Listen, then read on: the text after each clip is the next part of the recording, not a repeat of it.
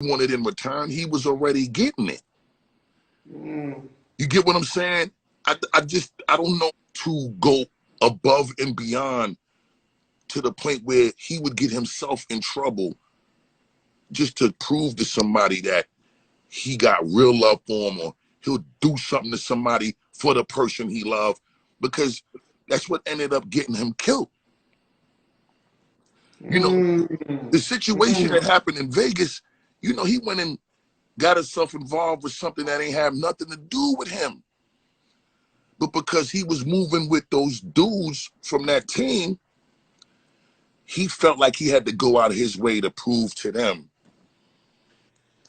that he gonna ride for his family, his team, whoever he moving with.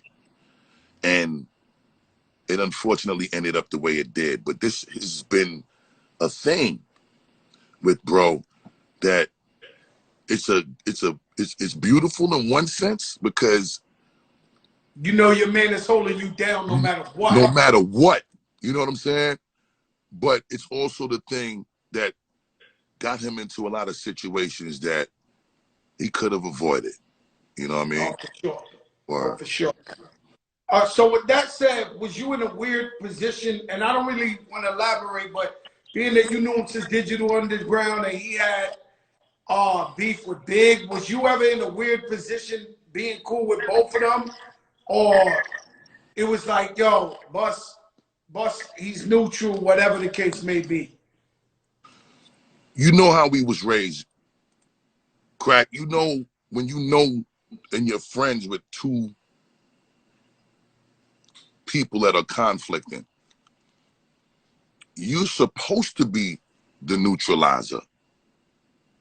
You're supposed to be the one to try to do whatever you can to squash it. You ain't supposed to pick no side. I'm not gonna lie, I was closer to Big, even though I knew Pac first, because I went to school with Big. I was in Big's home. I hug and kiss Big's mother. She hugs and kisses me. You know, C's and all of them, we grew together. You know, I knew Pac, but I haven't been in Pac's home. I don't know the late, great, beautiful Afeni Shakur, his mom. We didn't have the same interaction based on us not living in the same proximity and space. So, you know, the circumstances is what created my relationship dynamic to be much stronger with Big and D-Rock and Kim and C's and the whole Junior Mafia. Biggie's moms, you know, me and Diddy, you know, that's one of my closest friends in the world. So, you know, and we was all on this side, you know, we was seeing each other, crossing paths. So it was really tough for me to be in the middle of that. I mean, it was also like when I saw Pac and Q-Tip had beef. Tribe. I never knew this. This is Joker moment. This is a Joker moment. I never knew Pac and Q-Tip had beef. Yeah, Pac and Q-Tip had a very serious and a very intense beef. Like, thank you, Gonzalo. This is during the time when I'm shooting Higher Learning movie, right? We talking like 93, 92. And Source Awards, before they started to air on television, was at that same location at the Paramount Theater in Madison Square Garden. At least that's what it was called at the time, I believe. This is the same stage where Suge Knight tried to diss Puff at that Source Awards. So this particular Source Awards, I believe, was the one or two of them before that particular moment, right? So me, Tupac, Omar Epps, we were staying in the Oakwood Apartments, which is the fully furnished apartments in LA on Hollywood Boulevard in Fuller. I stayed there before. So you know what I'm talking about, right? So in this particular crib. It's like buildings full of fucking fully furnished apartments. Pac was in one floor. Omar Epps was on another floor. I'm on my floor. We bouncing back and forth to each other cribs. The whole time we out there shooting movies. And Tupac, during this time frame, had to go to New York because he was performing at this particular Source Awards. So this is when we was all performing off of DAT tapes, crack. So you know, once the motherfucking engineer press play on your DAT tape, it ain't like you could stop that shit and pull No, you got to go. You gotta go, right? So Tribe was doing their acceptance speech for Best Group of the Year. They had won the award for that year at the Source. And Tupac was supposed to be the next performance after their acceptance speech was complete and Pac got introduced, right?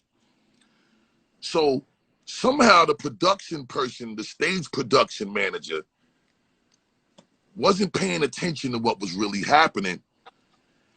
And the motherfucker ended up pressing play in the middle of the Tribe acceptance speech.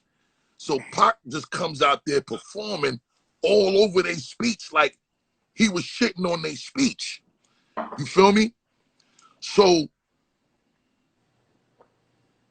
that wasn't Pac's fault, but it looked like a flagrant Pac disrespect. It looked like some Pac shit. Right. It looked like a flagrant Pac disrespect. Pac 101. Right. So, you know, and at the time, because Pac, you know, had this little rep of being a little bit of a loose cannon, it looked like, all right, here he go again, right? So the beef starts. Pac comes off the stage, Tribe, they with Zulu Nation, and shit get crazy. So it ain't lead to no blows, but a pressure was very intense between Tribe and Pac at the time. And they ended up, fortunately, not going to blows, but they didn't walk away from that shit with the beef squashed. So it was going to lead to something if they crossed paths again and somebody didn't step in to intervene and mediate and try to put it to bed. Pac came back to the Oakwood Apartments. And you there? Yeah, and I'm there. And he know my relationship with Q-Tip. So he gave me the call and said, you got to come check me real quick. So I come in, I pull up on Pac. When I pull up on Pac, we ain't even talk about it right away. I get to his apartment and we in there chilling, and he actually got mad blood all over the place. And he had an MPC 60 beat machine in his apartment, and it was looping this Isley Brothers sample. And he had wrote about 3-4 songs to the same sample for different records, which was confusing to me because I never saw that. Like, I write one song to a beat, I'm not writing a different song to the same beat. Pac wrote 3 or 4 songs to this same sample, and we blowing tree, and you know, I ain't want to seem anxious to know what he was talking about, because you know, it's also the vibe. We hanging around, we blowing tree, we just vibing and chilling. So it almost was like he forgot to talk to me about what he called me to talk to him for, because he had got caught up in writing these songs. So I eventually said to him, you wanted to holler at me about something? And he go, oh yeah. So, you know, this is what happened with me and Q-Tip, and I know you and Q-Tip is like brothers, and it wasn't my fault. They press play on the DAC. I fucking hear my song. I go out there, I got to do what I'm doing. I didn't, you know, I'm focusing on the shit that I got to do, so I wasn't even really paying attention to the fact that they was doing their acceptance speech. And when they approached me on some shit, I didn't know what it was about. I need Q-Tip to know I wasn't on no bullshit. Like, I got unbelievable respect for Tip and Fife and Tribe. So could you get us on the phone? Because he ain't have Tip number. So I called Tip, and I talked to Tip about Pac getting on the wanting to talk to him. Him and Pac spoke, and What's the dude that used to be on BT with the light brown eyes and shit? Donnie Simpson or something? Donnie Simpson, the Donnie green Simpson. eye guy. What? He was still on BT at the time. He's still fly, by the way. He works at a radio station in DC. He's the Billy D's of the game. He's still fly. Oh, that's He's a fact. Still on the radio in DC. And he got the motherfucking Billy D. Williams voice for real. He definitely big up to Donnie Simpson, legend. So Tip and Pac spoke. They actually squashed the shit, and they were now trying to strategize a way to get on BET and do a public truce, and it didn't get to happen. Interestingly enough, during that same time frame, Pac, this is when Jack the Rapper was still popping. You know all about Jack the Rapper, crack. In Atlanta. Jack That's the Rapper. when I met Tupac. Right. So Jack the Rapper comes, and Pac was redoing, he was fully restoring us, I think like a 67 Chevy Impala or a 64, something like that. And he had it fully done up. He shipped the shit down to Atlanta. He goes down there. Couple days pass and shit. You hear about this police shooting with these off-duty cops that Tupac was involved in.